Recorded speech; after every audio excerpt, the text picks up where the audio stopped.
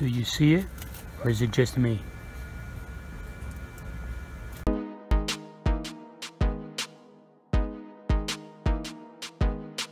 All right, Friday morning. I got two orders that happened basically since when I went to bed till woke up. One is a Masters polo, got that Masters logo. Always look for that in the stores right there. They always sell. This shirt, I think I paid $4 or $5 for. Sold for $28.95 plus $4 shipping. And the other item I sold is a pack of, just a little 3-pack of Brita filters.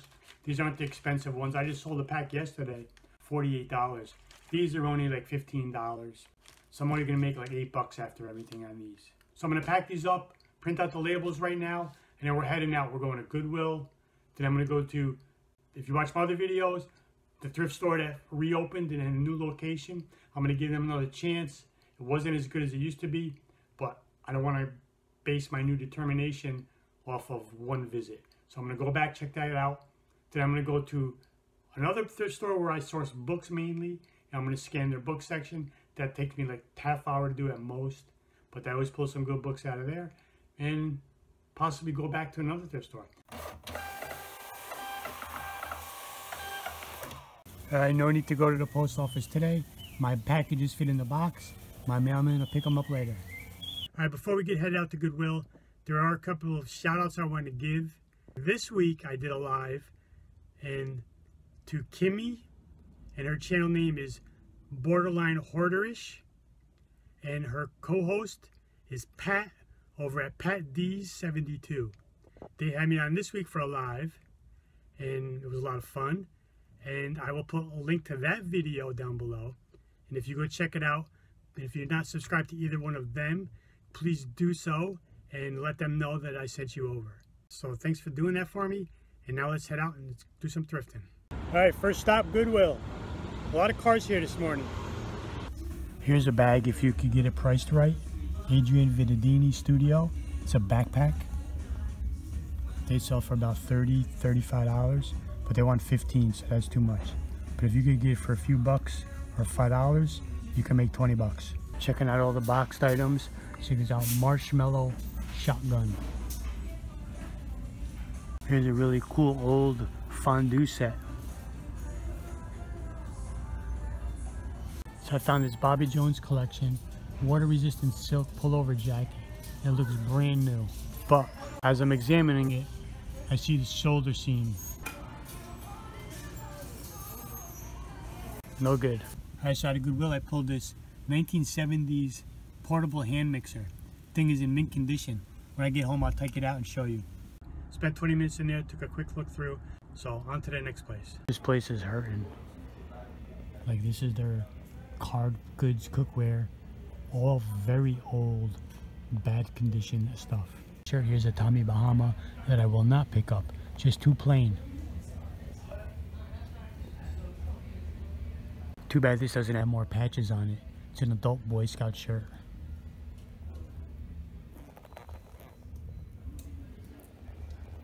But it's too plain and doesn't really sell for much. Only pulled one item out of that store, an Orvis fishing shirt. Now I'm up to my next spot. This is the spot I mainly get books at because everything else is priced pretty high. So I'm gonna go in there, scan the little book section, see what happens. This is what shelves look like before I scan them. They look like after. They should pay me to be here. I only pulled 5 books out of there. $35, $40 profit. So not so great, but better than nothing. So I'm gonna go to the next spot. Look at this bucket of knives. This is a 45-gallon tote. Huge. Think there's any cocoa in here? I'm searching, but this is a lot of knives. That bin is covered. All these blades are untaped. I just went, this side was full, and I rummaged through all of them, threw them to the side. Didn't get cut once, thank God. And I found some good knives. Mad, Hangman, Ouija board, Clue, Payday, Trust Me, Sorry, Parcheesi. Too bad none of them are sealed. All right, scored some really good knives in there. I don't know if the sun is a little bright. I was looking for Cutco as my number one. I was also looking for anything that felt solid, anything that was made in Japan. And I found some good ones. I think I pulled like 7 or 8 knives. A few were Cutco. So when I get home, I'll show you everything. All right, so at Goodwill, like I showed you at the back of the car, I got this old portable mixer. The paperwork in it is dated 1971. And this thing is in excellent condition. Look at this bad boy. It is nice and clean. It's got that vintage green that they used to make a lot of things with. It's got the blades, which are nice and shiny and clean. You can tell the cable is nice and white. It's not filthy and dingy like an old unit would have. It's got all the paperwork. It's starting to crumble because it's so old. 671. This thing is just nice. Great condition. I paid $6, which was a little bit much, but since it was in such good condition, I'm thinking I could get into $30, maybe $40 for it. So I'll definitely make at least $20 or more profit. And I did put the blades into the unit, plug it in Goodwill, run it through all the speeds. It runs perfectly. Press the eject button, the blades come out. So it's good to go. From St. Vincent de Paul, find this Orvis. It has like fly fishing pattern on it. Long sleeve shirt. Orvis is a good outdoor brand. Paid $2.50 for this. I don't know what I'm gonna get for it. Maybe $18, $20. And in the other store I pulled 5 books. This one is actually a novel book, which is typically non-fiction are the big sellers. But then we have High Performance Habits, which I guess is like a, like a self-help type book. We have a book on gardening, Leadership Bible, and these 4 will all go to Amazon. And then this book is another business one for entrepreneurs. That one's going on eBay. And the way I determine if I'm going to sell a book on Amazon or eBay, pretty much I'm scanning books for the goal of sending them to Amazon.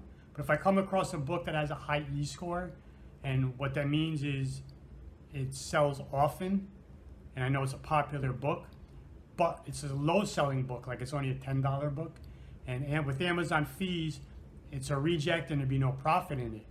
But since I get books for $1, and I know it's a popular selling book, I'll buy it, put it on eBay, and sell it for $10, $12 there. And with the $1 cost, I'll make $8 to $10 on it. And with books, I'm fine with that kind of profit. And I've been doing that lately, and the books that I have been listed on eBay are selling in like a day or two. And for a book on eBay, that's pretty good. So by using that method, the books are selling right away. All right, so when I was in the store and I saw that huge bin of knives, had to be hundreds of them in there. And the girl was just starting. There was probably only like 50 taped already. And what she was doing was putting like that, like a masking tape over the blades. And she had only started, so I didn't care. I looked through the ones she did, and I just started rummaging through, and she went and took a break. She let me go through the bin. And I just went through the bin of all the uncovered blades and went through the whole, I didn't see every single one, the very bottom, because it was kind of half of the bin. So what I did is I looked through the top on one side, and then I shifted everything over. So I'm going to go back probably this week and go through it again. So this first one is Wüsthof. It's made in Germany. I don't know if you can see it. Has a little logo on it. It's just a little paring knife, 2-inch blade. 50 cents they charged me. This one hadn't been priced yet. They were pricing most of them at $1. Some were a few dollars more. But this one wasn't priced, and she charged me 50 cents. And this sells for about $15. Wüsthof, German brand. Now the next one I had never heard of, Dion Lucas. Now unfortunately this one, she had put like a shipping tape on it. So I pulled it off and all the glue is stuck on it. But that'll come off. All the rest she was using masking tape, so I don't know. And it's made in Japan. So anything Japanese I was definitely looking up as well. And this one sells used for about $40. The next one is another Wüsthof. And on knives, what the good thing is about, most of them have the branding right on it. And it'll have a model number, like this one says Wüsthof 4193. And then you could just search that model number to look it up. I know with this light it's hard to see. There we go. So this is a Wüsthof Nakiri knife. And this one, new, sells for about $60 to $70. I didn't see any used ones on sold. And this one was $1. Actually, this one wasn't, all of these were in the bin that was unprocessed. So what I did, I just took a knife out of the bin that she had already taped, pulled the tape off and stuck it on. So I pulled one off that said $1. This one, the brand is E. Werther & Sons. And this is a 9-inch blade. This one was also $1.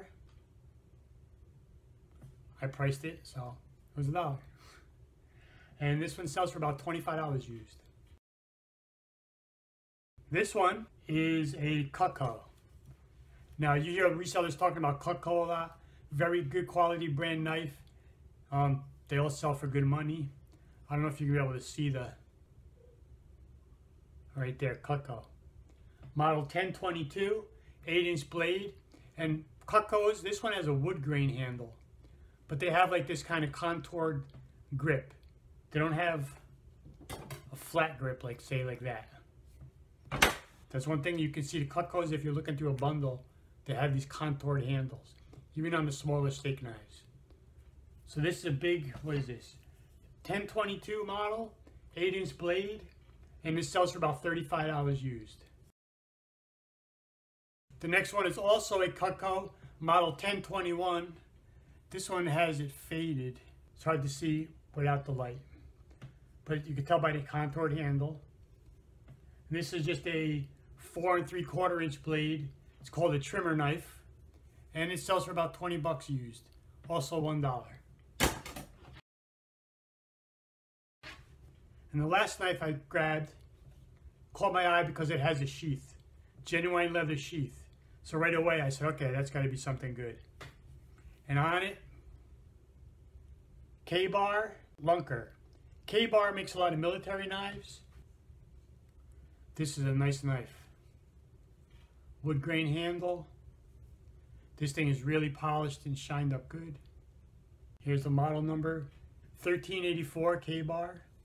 And it sells for about $35 to $45 used. So that was a pretty sweet haul for knives. And I'm gonna go back this week because I go there like twice a week. And I'll probably look through again and maybe grab a few more. So I probably got like $170 here. I spent over an hour rummaging through that bin of knives. And then I went and just did a quick look around the store. So I was just there a couple of days ago, see if they brought anything new. And found a really cool game. This is cool. It is in very good condition. It was opened. Now I don't like getting open board games because then you got to sit there and hope the pieces are in it, or look at what's included and kind of go through it, and that could take a lot of time. But I only bought one.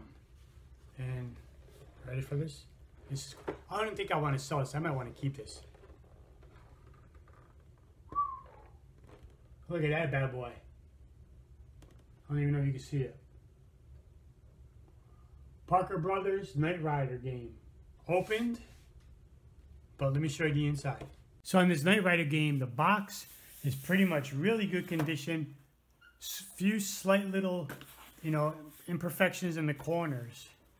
But it was opened, so I was like, oh man, too bad it wasn't sealed. But when I opened it up, took out the board, the pieces were intact, and I was like, oh my God, it was never used. I don't know about the game, but these cards pop out, all these little numbered money pieces come out. So that was intact. The bag with the die and the little cars never opened, and that's all that's to it. These pieces and these, the instructions are printed on the cardboard inside. So this was never used. Oh yeah, you can tell it was never even opened. As I'm straightening it out, I can hear it like a brand new book, kind of like creaking. I don't even want to open it all the way. All right, so that's gonna wrap it up. I know I have a lot of new subscribers as of lately, and I appreciate everybody coming in. I hope you enjoy this content. Hit that like button if you do. Please feel free to leave comments down below. I try to answer everybody. And thanks for watching, and I'll see you later. Bye.